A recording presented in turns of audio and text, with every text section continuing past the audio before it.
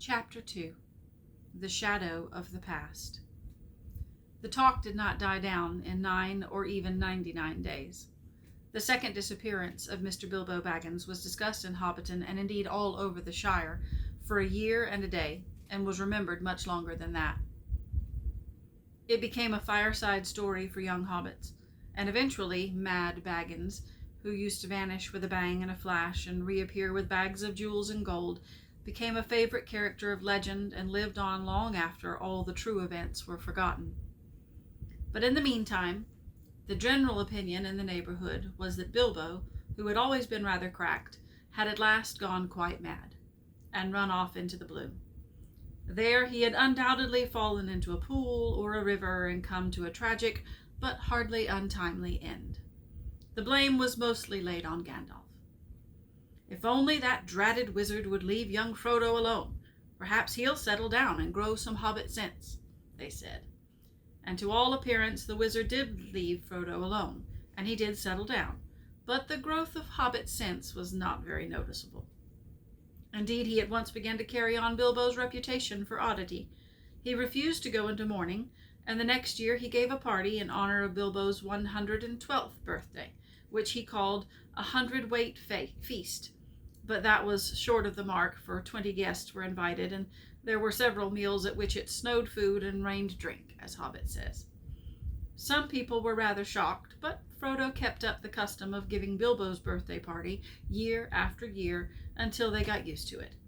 He said that he did not think Bilbo was dead. When they asked, "Where is he then?" he shrugged his shoulders. He lived alone, as Bilbo had done, but he had a good many friends, especially among the younger hobbits, mostly descendants of the old Took, who had as children been fond of Bilbo and often in and out of Bag End. Falco Boffin and Fredegar Bolger were two of these, but his closest friends were Peregrine Took, usually called Pippin, and Merry Brandybuck. His real name was Meriadoc, but that was seldom remembered. Frodo went tramping over the Shire with them, but more often he wandered by himself. And to the amazement of sensible folk, he was sometimes seen far from home, walking in the hills and the woods under the starlight. Merry and Pippin suspected that he visited the elves at times, as Bilbo had done. As time went on, people began to notice that Frodo also showed signs of good preservation. Outwardly, he retained the appearance of a robust and energetic hobbit just out of his tweens. "Some folk have all the luck," they said. But it was not until Frodo approached the usually more sober age of 50 that they began to think it queer. Frodo himself, after the first shock, found that being his own master and the Mr. Baggins of Bag End was rather pleasant. For some years he was quite happy and did not worry much about the future. But half unknown to himself, the regret that he had not gone with Bilbo was steadily growing. He found himself wondering at times, especially in the autumn, about the wild lands and the strange visions of mountains that he had never seen that came into his dreams. He began to say to himself, "Perhaps I shall cross the river myself one day," to which the other half of his mind always replied, "Not yet." And so it went on, until his 40s were running out and his 50th birthday was drawing near. 50 was a number that he felt was somehow significant or ominous. It was at any rate at that age that adventure had suddenly befallen Bilbo. Frodo began to feel restless, and the old paths seemed too well trodden. He looked at maps and wondered what lay beyond their edges. Maps made in the Shire mostly showed white spaces beyond its borders. He took to wandering further afield, and more often by himself, and Merry and his other friends watched him anxiously. Often he was seen walking and talking with the strange wayfarers that began at this time to appear in the Shire. There were rumors of strange things happening in the world outside, and as Gandalf had not at that time appeared or sent any message for several years, Frodo gathered all the news he could. Elves, who seldom walked in the Shire, could now be seen passing westward through the woods in the evening, passing and not returning. But they were leaving Middle-earth, and were no longer concerned with its troubles. There were, however, dwarves on the road in unusual numbers. The ancient east-west road ran through the Shire to its end at the Grey Havens, and dwarves had always used it on their way to their mines in the Blue Mountains. They were the hobbits' chief source of news from distant parts, if they wanted any. As a rule, dwarves said little and hobbits asked no more. But now Frodo often met strange dwarves of far countries seeking refuge in the west. They were troubled, and some spoke in whispers of the enemy and of the land of Mordor. That name the hobbits only knew in legends of the dark past, like a shadow in the background of their memories. But it was ominous and disquieting. It seemed that the evil power in Mirkwood had been driven out by the White Council, only to appear in greater strength in the old strongholds of Mordor. The Dark Tower had been rebuilt, it was said. From there the power was spreading far and wide, and away far east and south there were wars and growing fear. Orcs were multiplying again in the mountains. Trolls were abroad, no longer dull-witted but cunning and armed with dreadful weapons. And there were murmured hints of creatures more terrible than all of these, but they had no name. Little of all this, of course, reached the ears of ordinary hobbits, but even the deafest and the most stay-at-home began to hear queer tales, and those whose business took them to the borders saw strange things. The conversation in the Green Dragon at Bywater one evening in the spring of Frodo's 50th year showed that even in the comfortable heart of the Shire rumors had been heard, though most hobbits still laughed at them. Sam Gamgee was sitting in one corner near the fire, and opposite him was Ted Sandyman, the miller's son, and there were various other rustic hobbits listening to their talk. "Queer things you do hear these days, to be sure," said Sam. "Ah," said Ted, "you do, if you listen. But I can hear fireside tales and children's stories at home, if I want to." "No doubt you can," retorted Sam, "and I dare say there's more truth in some of them than you reckon. Who invented the stories, anyway? Take dragons, now." "No, thank ye," said Ted. "I won't. I heard tell of them when I was a youngster, and there's no call to believe in them now. There's only one dragon in Bywater, and that's green," he said, getting a general laugh. "All right," said Sam, laughing with the rest of them. "But what about these tree men, these giants, as you might call them? They do say that one bigger than a tree was seen up away beyond the North Moors not long back. Well, who's they?" "My cousin Hal, for one. He worked for Mr. Boffin at Overhill, and goes up to the North Farthing for the hunting. He saw one." "Says he did, perhaps. Your Hal's always been saying that he's seen things. Maybe he sees things that ain't there. But this one was as big as an elm tree, and walking 7 yards to a stride if it was an inch." "If I bet it wasn't an inch, then what he saw was an elm tree, as like as not. But this one was walking, I tell you, and there ain't no elm trees on the North Moors." "Well, then Hal can't have seen one," said Ted. There was some laughing and clapping, and the audience seemed to think that Ted had scored a point. "Well, all the same," said Sam, "you can't deny that others besides our half-fast have seen queer folk crossing the Shire. Crossing it, mind you. There are more that are turned back at the borders. The boundaries have never been so busy before. And I've heard tell that elves are moving west. They do say they're going to the harbors out way beyond the White Towers." Sam waved his arm vaguely. Neither he nor any of them knew how far it was to the sea. Past the old towers beyond the western borders of the Shire, but it was an old tradition that away over there stood the Grey Havens, from which at times elven ships set sail never to return. "They are sailing, sailing, sailing over the sea. They're going into the west and leaving us," said Sam, half chanting the words, shaking his head sadly and solemnly. But Ted laughed. "Well, that isn't anything new, if you believe the old tales, and I don't see what it matters to me or you. Let 'em sail. But I warrant you haven't seen 'em doing it, nor anyone else in the Shire." "Well, I don't know," said Sam thoughtfully. He believed he had seen an elf once in the woods, and still hoped to see more one day.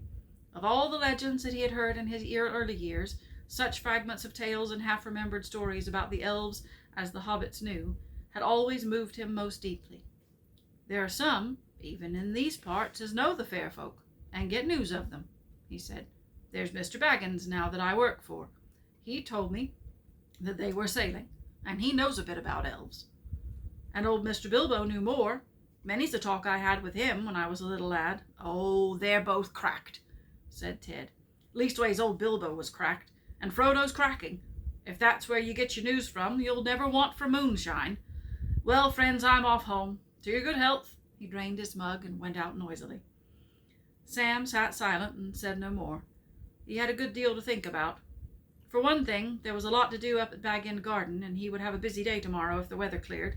The grass was growing fast, but Sam had more on his mind than gardening. After a while he sighed and got up and went out. It was early April, and the sky was now clearing after a heavy rain. The sun was down, and a cool, pale evening was quietly fading into night. He walked home under the early stars through Hobbiton and up the hill, whistling softly and thoughtfully. It was just at this time that Gandalf reappeared after his long absence.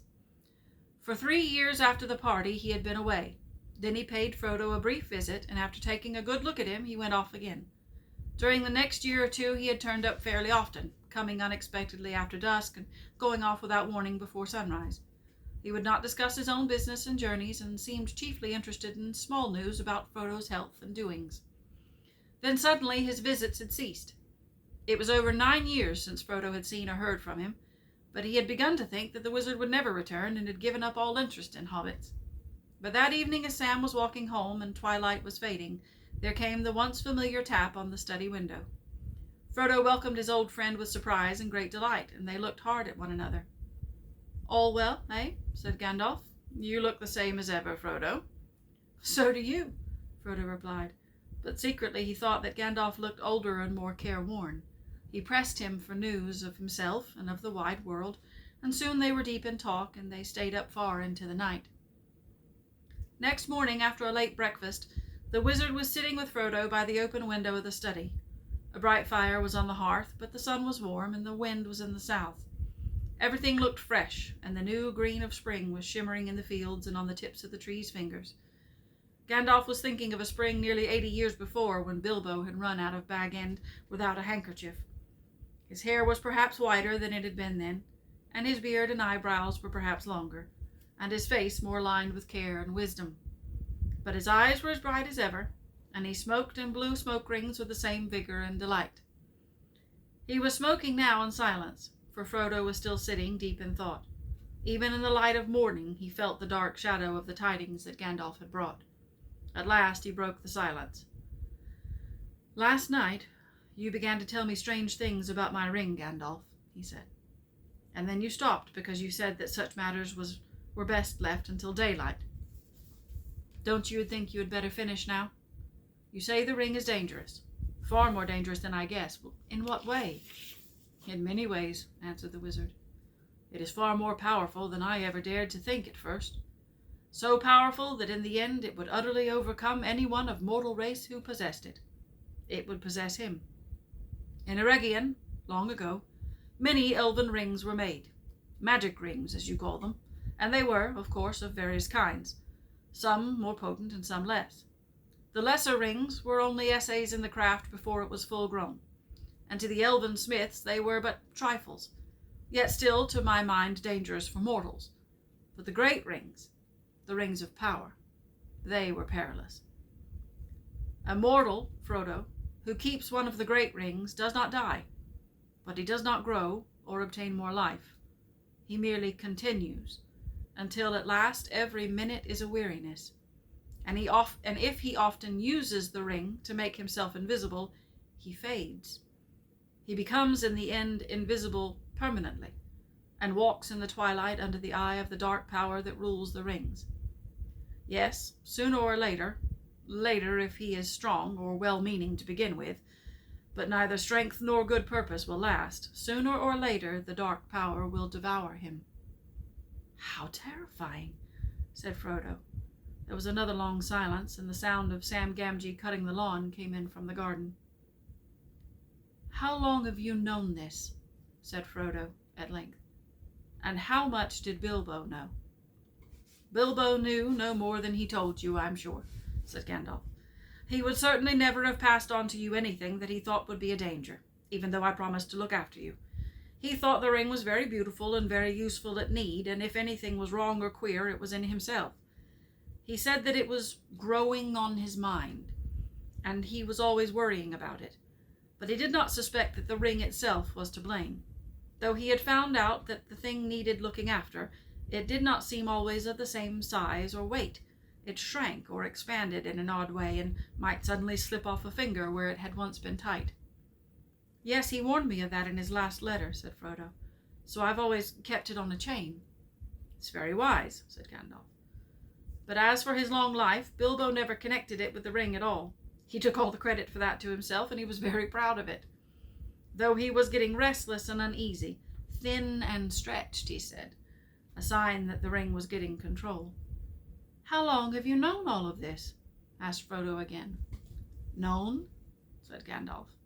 "I have known much that only the wise know, Frodo, but if you mean known about this ring, well, I still do not know, one might say. There is a last test to make, but I no longer doubt my guess." "When did I first begin to guess?" He mused, searching back in his memory. "Let me see.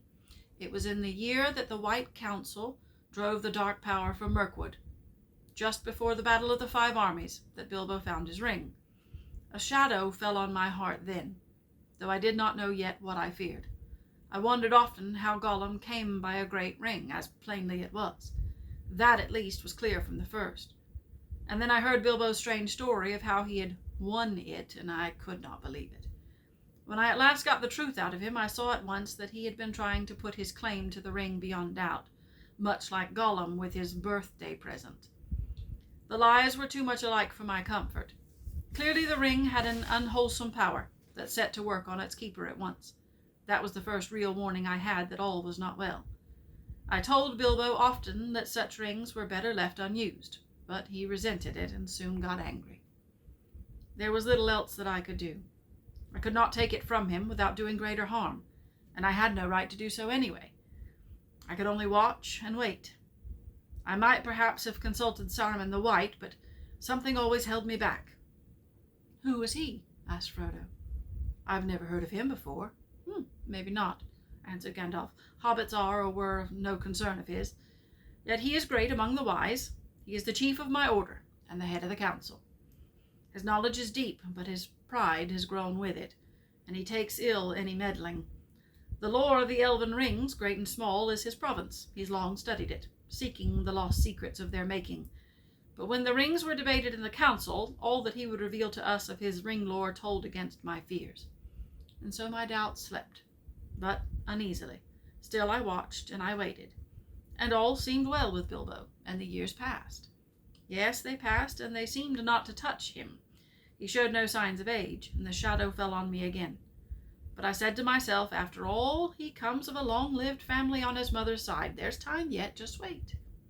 And I waited, until that night when he left this house. He said and did things then that filled me with a fear that no words of Saruman could allay. I knew at last that something dark and deadly was at work, and I've spent most of the years since then in finding out the truth of it." "There wasn't any permanent harm done, was there?" asked Frodo, anxiously. "He would get all right in time, wouldn't he? Be able to rest in peace, I mean." "He felt better at once," said Gandalf. "But there is only one power in this world that knows all about the rings and their effects. And as far as I know, there is no power in the world that knows all about hobbits. Among the wise, I'm the only one that goes in for hobbit lore, an obscure branch of knowledge, but full of surprises. Soft as butter they can be, and yet sometimes as tough as old tree roots. I think it likely that some would resist the rings far longer than most of the wise would believe. I don't think you need worry about Bilbo.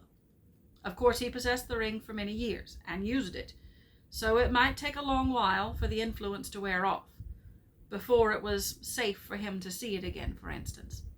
Otherwise, he might live on for years quite happily, just stop as he was when he parted with it. For he gave it up in the end of his own accord, an important point. And no, I was not troubled about dear Bilbo any more once he had let go of the thing. It is for you that I feel responsible. Ever since Bilbo left, I have been deeply concerned about you, and about all these charming, absurd, and helpless hobbits. It would be a grievous blow to the world if the Dark Power overcame the Shire. If all your kind, jolly, stupid, bulgers, hornblowers, boffins, brace-girdles, and the rest, not to mention the ridiculous Bagginses, became enslaved." Frodo shuddered. "But why should we be?" he asked. Why would he want such slaves?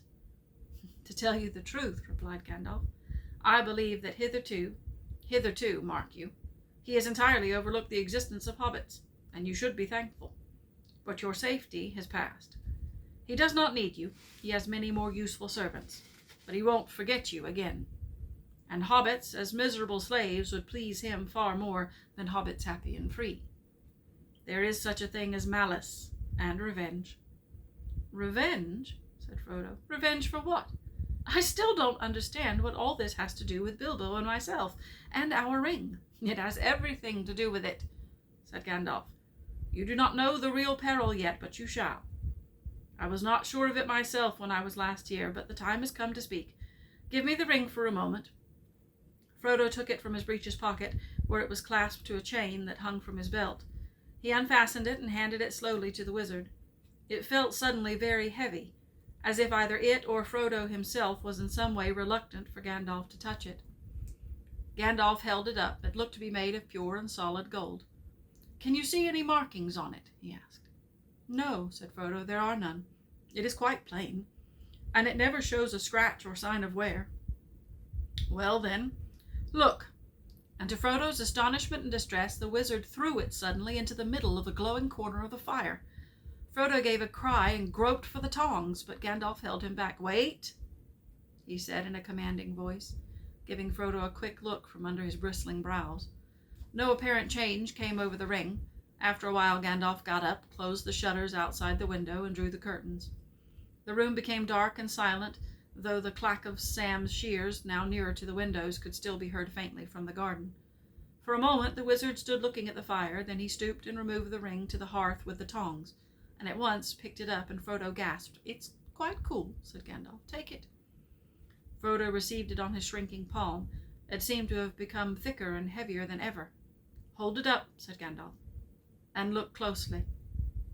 As Frodo did so, he now saw fine lines, finer than the finest pen strokes, running along the ring, outside and inside.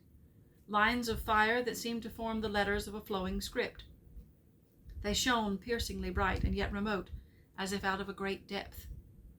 I cannot read the fiery letters, said Frodo in a quavering voice. No, said Gandalf, but I can. The letters are Elvish, of an ancient mode, but the language is that of Mordor, which I will not utter here. But this, in the common tongue, is what is said close enough. One ring to rule them all, one ring to find them. One ring to bring them all, and in the darkness bind them. It is only 2 lines of a verse long known in elven lore. 3 rings for the elven kings under the sky, 7 for the dwarf lords in their halls of stone, 9 for mortal men doomed to die, 1 for the Dark Lord on his dark throne. In the land of Mordor where their shadows lie, 1 ring to rule them all, 1 ring to find them, 1 ring to bring them all, and in the darkness bind them, in the land of Mordor where the shadows lie. He paused, and then said slowly in a deep voice, This is the Master Ring, the one ring to rule them all. This is the one ring that he lost many ages ago to the great weakening of his power. He greatly desires it, but he must not get it. Frodo sat silent and motionless. Fear seemed to stretch out a vast hand, like a dark cloud rising in the east and looming up to engulf him. This ring? He stammered. But how on earth did it come to me? Ah, said Gandalf, that is a very long story. The beginnings lie back in the black years which only the lore masters now remember. If I were to tell you all that tale, we should still be sitting here when spring has passed into winter. But last night I told you of Sauron the Great, the Dark Lord. The rumors that you have heard are true. He has indeed arisen again, and left his hold in Mirkwood, and returned to his ancient fastness in the Dark Tower of Mordor. That name even you hobbits have heard of, like a shadow on the borders of your old stories. Always after a defeat and a respite, the shadow takes another shape and grows again. I wish it need not have happened in my time, said Frodo. So do I, said Gandalf, and so do all who live to see such times. But that is not for them to decide. All we have to decide is what to do with the time that is given us. And already, Frodo, our time is beginning to look black. The enemy is fast becoming very strong. His plans are far from ripe, I think, but they are ripening. We shall be hard put to it. We should be very hard put to it, even if it were not for this dreadful chance. The enemy still lacks one thing to give him strength and knowledge to beat down all resistance, break the last defenses, and cover all the lands in a second darkness. He lacks the One Ring. The three, fairest of all, the elf lords hid from him, and his hand has never touched them or sullied them. 7 the dwarf kings possessed, but 3 he has recovered, and the others the dragons have consumed. 9 he gave to mortal men, proud and great, and so ensnared them. Long ago they fell under the dominion of the One, and they became ring-wraiths, shadows under his great shadow, his most terrible servants, long ago. It is many a year since the 9 walked abroad, yet who knows? As the shadow grows once more, they too may walk again. But come, we will not speak of such things even in the morning of the Shire. So it is now. The 9 he has gathered to himself, the 7 also, or else they were destroyed, and the 3 are still hidden. But that no longer troubles him. He needs only the One. For he made that ring himself. It is his. And he let a great part of his own former power pass into it, so that he could rule all the others. If he recovers it, then he will command them all again, wherever they be, even the 3, and all that has been wrought with them will be laid bare, and he will be stronger than ever. And this is the dreadful chance, Frodo. He believed that the One had perished, that the elves had destroyed it, as should have been done. But he knows now that it has not perished, that it has been found.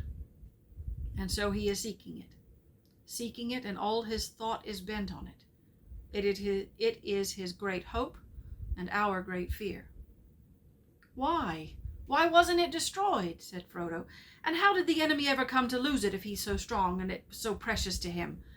He clutched the ring in his hand as if he saw already dark fingers stretching out to seize it. It was taken from him, said Gandalf. The strength of the elves to resist him was greater long ago, and not all men were estranged from them. The men of Westerness came to their aid, and that is a chapter of ancient history which it might be good to recall, for there was sorrow then too, and gathering dark, but great valor, and great deeds that were not wholly in vain. One day perhaps I will tell you all the tale, or you shall hear it told in full by one who knows it best. But for the moment, since most of all you need to know how this thing came to you, and that will be tale enough, this is all that I will say.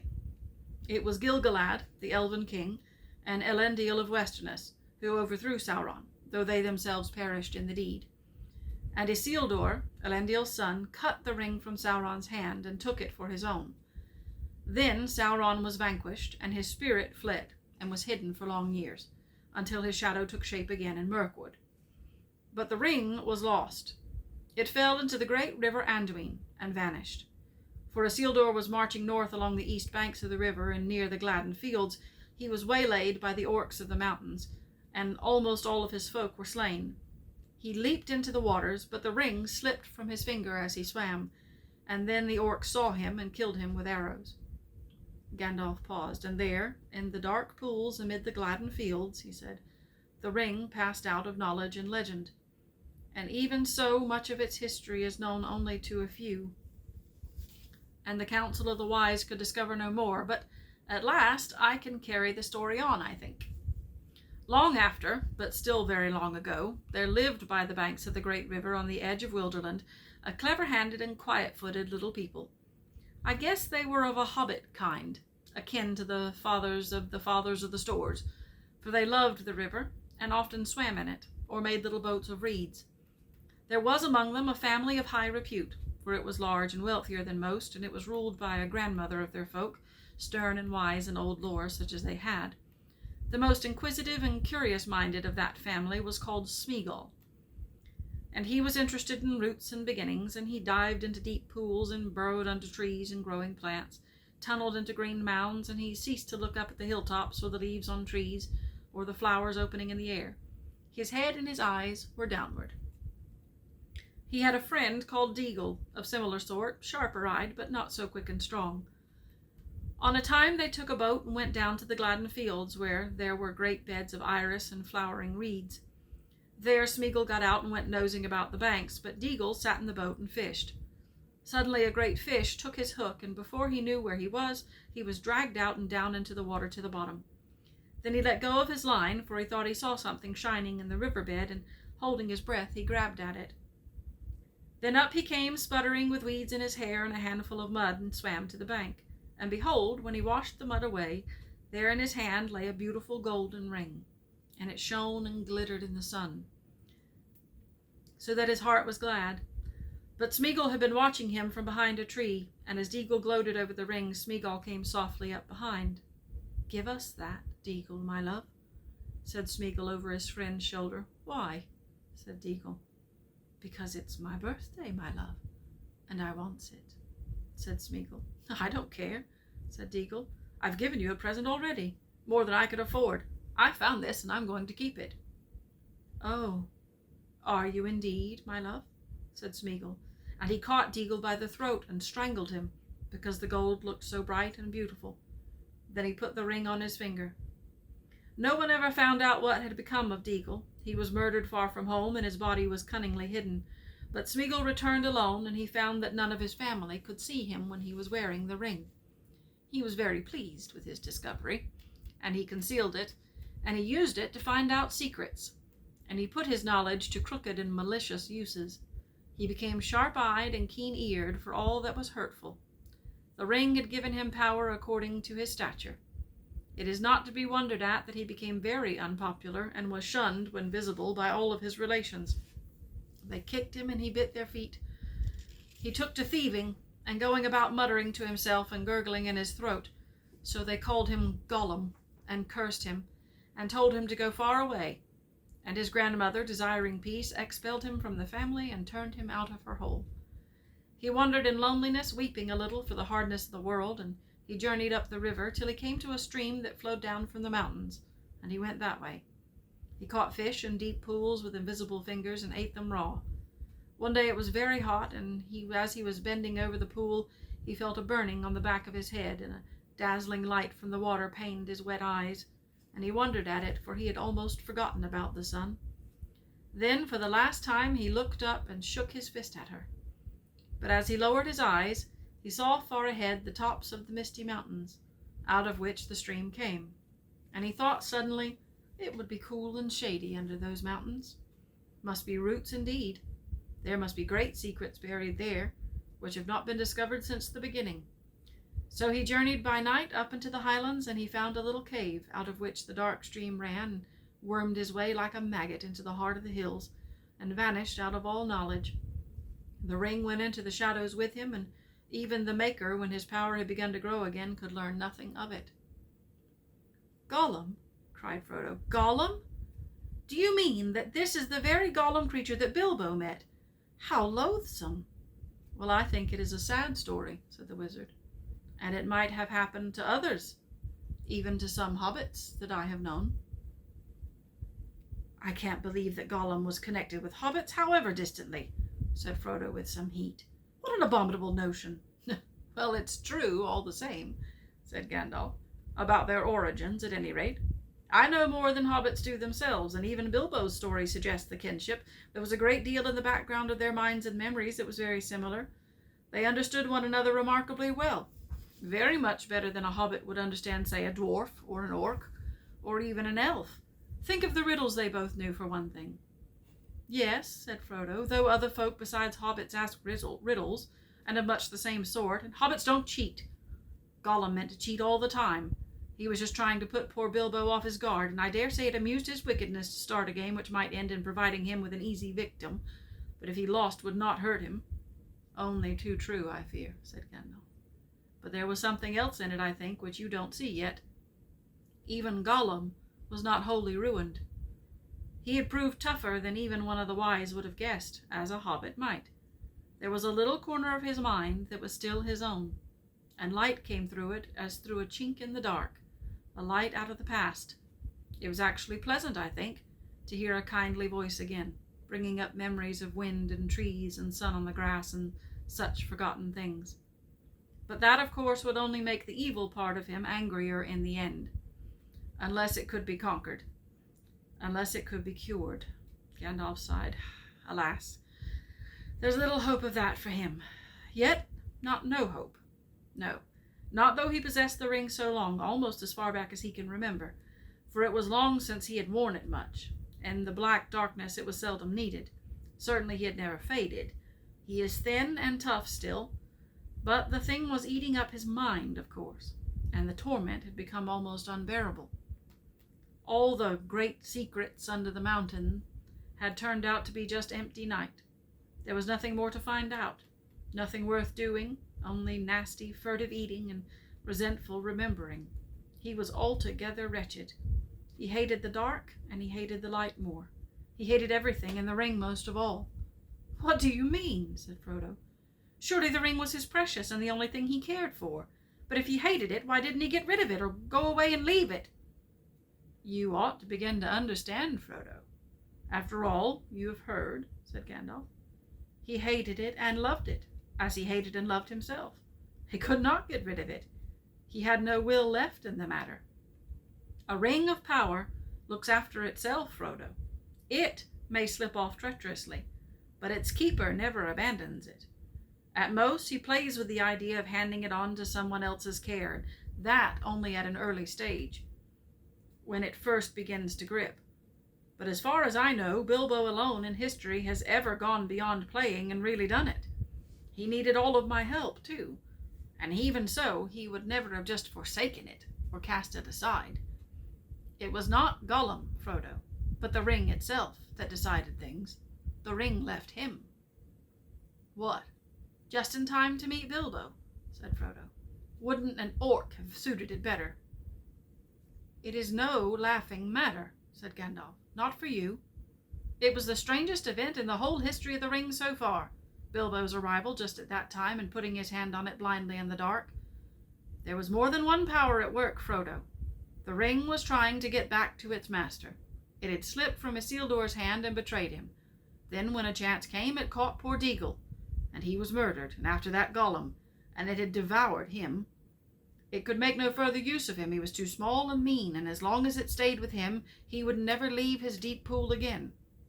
So now, when its master was awake once more and sending out his dark thoughts from Mirkwood, it abandoned Gollum, only to be picked up by the most unlikely person imaginable, Bilbo from the Shire. Behind that there was something else at work, beyond any design of the ringmaker.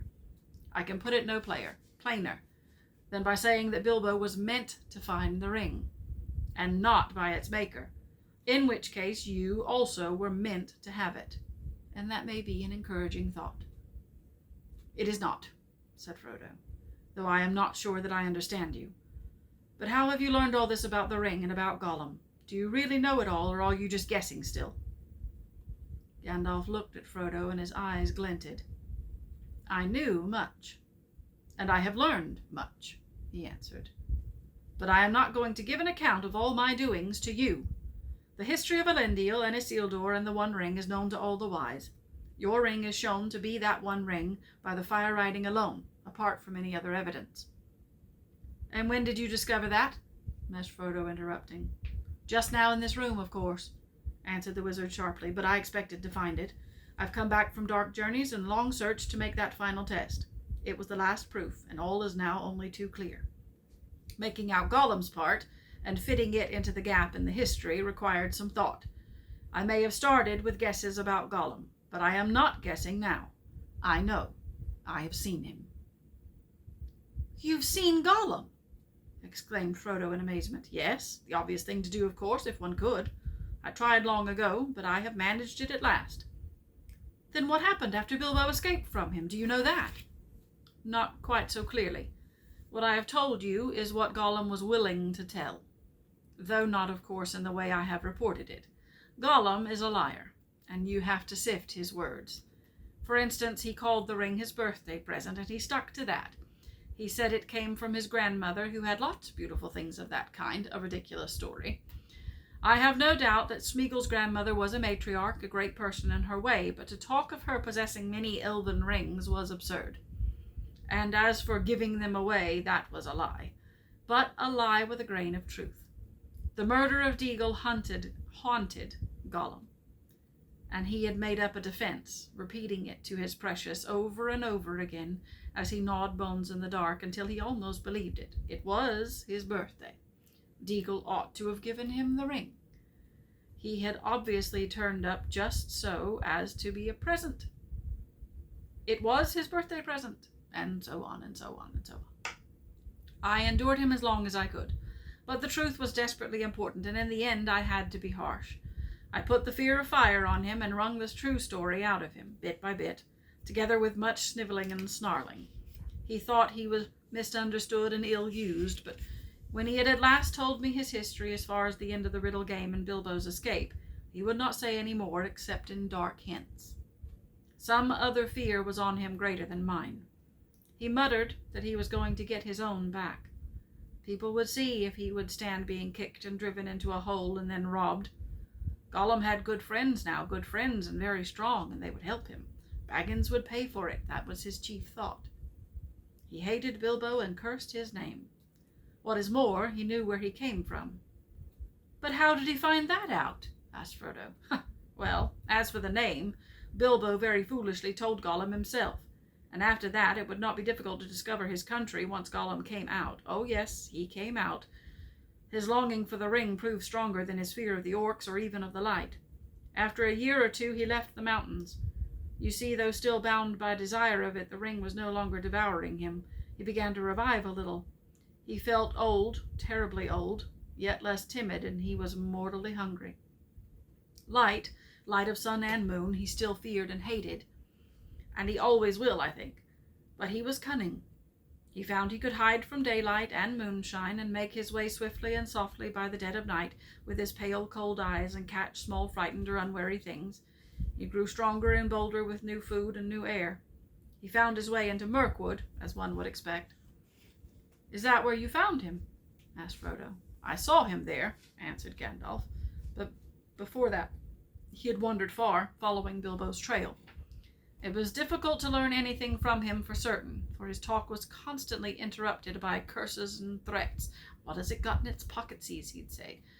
I wouldn't say, no, precious, little cheat, not a fair question. It cheated first, it did. It broke the rules. We ought to have squeezed it. Yes, precious, we will, precious.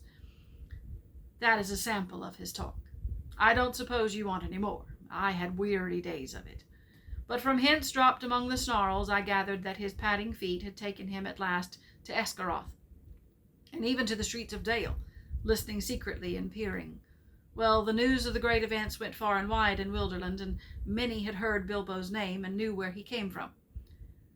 We had made no secret of our return journey to his home in the west. Gollum's sharp ears would soon learn what he wanted. Then why didn't he track Bilbo further? Asked Frodo. Why didn't he come to the Shire? Ah, said Gandalf. Now we come to it. I think Gollum tried to. He set out and came back westward as far as the great river. But then he turned aside. He was not daunted by the distance, I'm sure. No, something else drew him away. So my friends think, those that hunted him for me. The wood elves tracked him first, an easy task for them, for his trail was still fresh then. Through Mirkwood and back again it led them, though they never caught him. The wood was full of the rumor of him, dreadful tales, even among the beasts and birds. The woodman said that there was some new terror abroad, a ghost that drank blood. It climbed trees to find nests, it crept into holes to find the young, it slipped through windows to find cradles. But at the western edge of Mirkwood the trail turned away.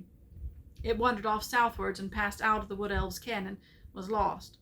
And then I made a great mistake. Yes, Frodo, and not the first, though I fear it may prove the worst. I let the matter be. I let him go, for I had much else to think of at that time, and I still trusted the lore of Saruman. Well, that was years ago, and I have paid for it since with many dark and dangerous days. The trail was long cold when I took it up again after Bilbo left here, and my search would have been in vain but for the help that I had from a friend, Aragorn, the greatest traveller and huntsman of this age of the world. Together we sought for Gollum down the whole length of Wilderland, without hope and without success.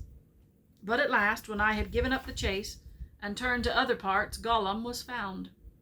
My friend returned out of great perils, bringing the miserable creature with him. What he had been doing he would not say.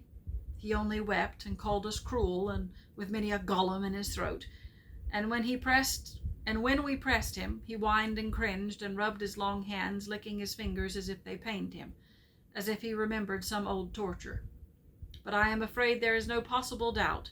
He had made his slow, sneaking way, step by step, mile by mile, south, down at last to the land of Mordor. A heavy silence fell in the room. Frodo could hear his heart beating. Even outside, everything seemed still. No sound of Sam's shears could be heard now. Yes, to Mordor, said Gandalf. Alas, Mordor draws all wicked things, and the dark power was bending all its will to gather them there. The ring of the enemy would leave its mark, too, leave him open to the summons. And all folk were whispering then of the new shadow in the south and its hatred of the west. There were his new fine friends who would help him in his revenge. The wretched fool. In that land he would learn much, too much for his comfort, and sooner or later, as he lurked and pried on the borders, he would be caught and taken for examination. And that was the way of it, I fear. When he was found, he had already been there long and was on his way back, on some errand of mischief, but that does not matter much now. His worst mischief was done. Yes, alas, through him, the enemy has learned that the one has been found again. He knows where Isildur fell. He knows where Gollum found his ring. He knows that it is a great ring, for it gave very long life. He knows that it is not one of the three, for they have never been lost, and they endure no evil. He knows that it is not one of the 7 or the 9, for they are accounted for. He knows that it is the one. And he has at last heard, I think, of hobbits and the Shire. The Shire, he may be seeking for it now, if he's not already found out where it lies. Indeed, Frodo, I fear that he may even think that the long unnoticed name of Baggins has become quite important. But this is terrible, said Frodo. Far worse than the worst that I imagined from your hints and warnings. Oh, Gandalf, best of friends, what am I to do? For now I am really afraid.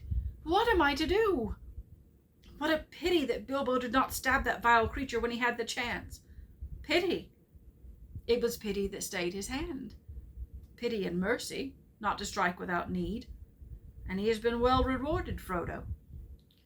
Be sure that he took so little hurt from the evil and escaped in the end, because it began his ownership of the ring so, with pity. I am sorry, said Frodo, but I am frightened, and I do not feel any pity for Gollum. You have not seen him, Gandalf broke in. No, and I don't want to, said Frodo. I can't understand you. Do you mean to say that you and the elves have let him live on after all those horrible deeds? Now, at any rate, he is as bad as an orc and just an enemy. He deserves death. Deserves it? I dare say he does. Many that live deserve death, and some that die deserve life. Can you give it to them? Then do not be too eager to deal out death in judgment, for even the very wise cannot see all ends. I have not much hope that Gollum can be cured before he dies, but there is a chance of it, and he is bound up with the fate of the ring. My heart tells me that he has some part to play yet, for good or ill, before the end, and when that comes, the pity of Bilbo may rule the fate of many, yours not the least. In any case, we did not kill him. He is very old and very wretched. The wood elves have him in prison, but they treat him with such kindness as they can find in their wise hearts. All the same, said Frodo, even if Bilbo could not kill Gollum, I wish he had not kept the ring. I wish he had never found it, and that I had not got it. Why did you let me keep it? Why didn't you make me throw it away or destroy it? Let you? Make you? Said the wizard. Haven't you been listening to all that I have said? You are not thinking what you are saying. But as for throwing it away, that was obviously wrong.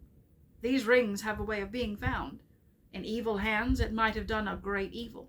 Worst of all, it might have fallen into the hands of the enemy. Indeed, it certainly would, for this is the one, and he is exerting all of his power to find it, or draw it to himself. Of course, my dear Frodo, it was dangerous for you. and that has troubled me deeply. But there was so much at stake that I had to take some risk, even though, when I was far away, there has never been a day when the Shire has not been guarded by watchful eyes. As long as you never used it, I did not think that the ring would have any lasting effect on you, not for evil, not at any rate for a very long time. And you must remember that 9 years ago, when I last saw you, I still knew little for certain. But why not destroy it? As you say, should have been done long ago, cried Frodo again. If you had warned me, or even sent me a message, I would have done away with it. Would you? How would you have done that? Have you ever tried? No, but I suppose one could hammer it or melt it. Try, said Gandalf. Try now. Frodo drew the ring out of his pocket again and looked at it. It now appeared plain and smooth, without mark or device that he could see. The gold looked very fair and pure, and Frodo thought how rich and beautiful was its color, how perfect was its roundness. It was an admirable thing and altogether precious. When he took it out, he had intended to fling it from him into the very hottest part of the fire, but he found now that he could not do so, not without a great struggle.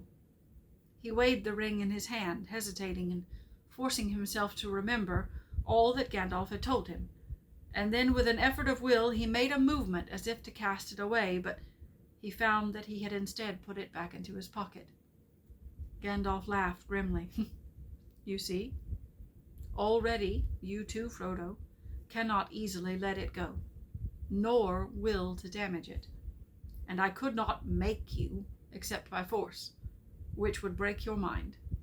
And as for breaking the ring, force is useless. Even if you took it and struck it with the heaviest of sledgehammers, it would make no dent in it. It cannot be unmade by your hands or by mine. Your small fire, of course, would not melt even ordinary gold. This ring was already passed through it unscathed and even unheated. But there is no smith's forge in this shire that could damage it at all. Not even the anvils and furnaces of the dwarves could do that.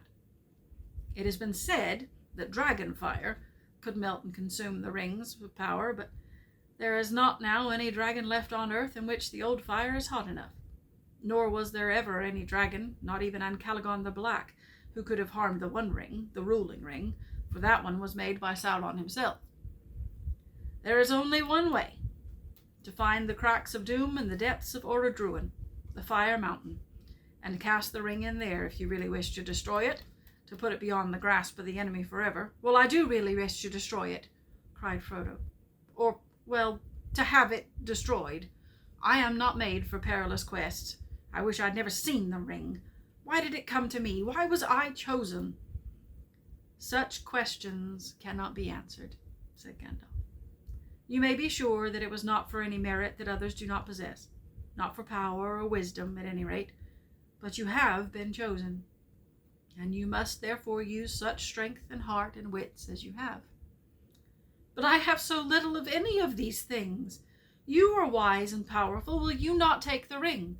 No, cried Gandalf, springing to his feet. With that power I should have power too great and terrible, and over me the ring would gain a power still greater and more deadly. His eyes flashed, and his face was lit as if by a fire within. Do not tempt me, for I do not wish to become like the Dark Lord himself. Yet the way of the ring to my heart is by pity. Pity for weakness and the desire of strength to do good. But do not tempt me. I dare not take it, not even to keep it safe and unused. The wish to wield it would be too great for my strength. I shall have such need of it. Great perils lie before me. He went to the window and drew aside the curtains and the shutters. Sunlight streamed back again into the room, and Sam passed along the path outside, whistling. And now, said the wizard, turning back to Frodo, the decision lies with you. But I will always help you. He laid his hand on Frodo's shoulder. I will help you bear this burden, as long as it is yours to bear. But we must do something soon. The enemy is moving. There was a long silence. Gandalf sat down again and puffed at his pipe as if lost in thought. His eyes seemed closed, but under the lids he was watching Frodo intently. Frodo gazed fixedly at the red embers on the hearth until they filled all of his vision, and he seemed to be looking down into profound wells of fire. He was thinking of the fabled cracks of doom and the terror of the fiery mountain. "Well," said Gandalf at last, "what are you thinking about? Have you decided what to do?" "No," answered Frodo, coming back to himself out of the darkness, and finding to his surprise that it was not dark, and that out of the window he could still see the sunlit garden. "Or perhaps yes. As far as I understand what you have said, I suppose I must keep the ring and guard it, at least for the present, whatever it may do to me." "Whatever it may do, it will be slow. Slow to evil if you keep it with that purpose," said Gandalf. "I hope so," said Frodo. "But I hope that you may find some other better keeper soon. But in the meanwhile, it seems that I am a danger to all that live near me. I cannot keep the ring and stay here. I ought to leave Bag End, leave the Shire, leave everything, and go away," he sighed. "I should like to save the Shire if I could, though there have been times when I thought the inhabitants too stupid and dull for words, and have felt that an earthquake or an invasion of dragons might be good for them. But I don't feel like that now. I feel that as long as the Shire lies behind, safe and comfortable, I shall find wandering more bearable. I shall know that somewhere there is a firm foothold, even if my feet cannot stand there again. Of course, I have sometimes thought of going away, but I imagine that is a kind of a holiday, a series of adventures like Bilbo's, or better, ending in peace. But this would mean exile, a flight from danger into danger, drawing it after me. And I suppose I must go alone, if I am to do that and save the Shire, but I feel very small, and very uprooted, and, well, desperate. The enemy is so strong and terrible." He did not tell Gandalf, but as he was speaking, a great desire to follow Bilbo flamed up in his heart. To follow Bilbo, and even perhaps to find him again. It was so strong that it overcame his fear. He could almost have run out then and there and down the road without his hat, as Bilbo had once done in a similar morning long ago. "My dear Frodo," exclaimed Gandalf, "hobbits really are amazing creatures, as I have said before. You can learn all that there is to know about their ways in a month, and yet after 100 years they can still surprise you at a pinch. I hardly expected to get such an answer, not even from you. But Bilbo made no mistake in choosing his heir, though he little thought how important it would prove. I am afraid you are right. The ring will not be able to stay hidden in the Shire much longer. And for your own sake, as well as for others, you will have to go, and leave the name of Baggins behind you. That name will not be safe to have outside of the Shire or in the wild. I will give you a traveling name now. When you go as Mr. Underhill. But I don't think you need go alone. Not if you know of anyone you can trust, and who would be willing to go by your side, and that you would be willing to take into unknown perils. But if you look for a companion, be careful in choosing, and be careful of what you say, even to your closest friends. The enemy has many spies and many ways of hearing." Suddenly he stopped, as if listening. Frodo became aware that all was very quiet, inside and outside. Gandalf crept to one side of the window. Then with a dart he sprang to the sill and thrust a long arm out and downwards, and there was a squawk, and up came Sam Gamgee's curly head, hauled by one ear. "Well, well, bless my beard," said Gandalf. "Sam Gamgee, is it? Now what may you be doing?" "Lord bless you, Mr. Gandalf, sir," said Sam. "Nothing. Leastways, I was just trimming the grass border under the window, if you follow me." He picked up his shears and exhibited them as evidence. "I don't," said Gandalf grimly. "It is some time since I last heard the sound of your shears. How long have you been eavesdropping?" "Eavesdropping, sir? I don't follow you, begging your pardon. There ain't no eaves at Bag End, and that's a fact." "Don't be a fool. What have you heard, and why did you listen?" Gandalf's eyes flashed, and his brows stuck out like bristles. "Mr. Frodo, sir," cried Sam, quaking, "don't let him hurt me, sir. Don't let him turn me into anything unnatural. My old dad would take on so. I meant no harm, on my honor, sir." "He won't hurt you," said Frodo, hardly able to keep from laughing, although he was himself startled and rather puzzled. He knows, as well as I do, that you mean no harm, but just you up and answer his questions straight away." "Well, sir," said Sam, dithering a little, "I heard a deal that I didn't rightly understand about an enemy and rings and Mr. Bilbo, sir, and dragons and a fiery mountain and elves, sir. I listened because I couldn't help myself. I know you know what I mean. Lord bless me, sir, but I do love tales of that sort, and I believe 'em too, whatever Ted may say. Elves, sir, I would dearly love to see them. Couldn't you take me to see the elves, sir, when you go?" Suddenly Gandalf laughed. "Come inside," he shouted, and putting out both of his arms, he lifted the astonished Sam, shears, grass clippings, and all, right through the window and stood him up on the floor. "Take you to see the elves, eh?" he said, eyeing Sam closely, but with a smile flickering on his face. "So you heard that Mr. Frodo was going away?" "I did, sir. And that's why I choked, which you heard, seemingly. I tried not to, sir, but it burst out of me, I was so upset." "It can't be helped, Sam," said Frodo sadly. He had suddenly realized that flying from the Shire would mean more painful partings than merely saying farewell to the familiar comforts of Bag End. "I shall have to go. But," and here he looked hard at Sam, "if you really care about me, you will keep that dead secret. Do you see? If you don't, if you even breathe a word of what you have heard here, then I hope Gandalf will turn you into a spotted toad and fill the garden full of grass snakes." Sam fell on his knees, trembling. "Get up, Sam," said Gandalf. "I have thought of something better than that. Something to shut your mouth and punish you properly for listening. You shall go away with Mr. Frodo." "Me, sir?" cried Sam, springing up like a dog invited for a walk.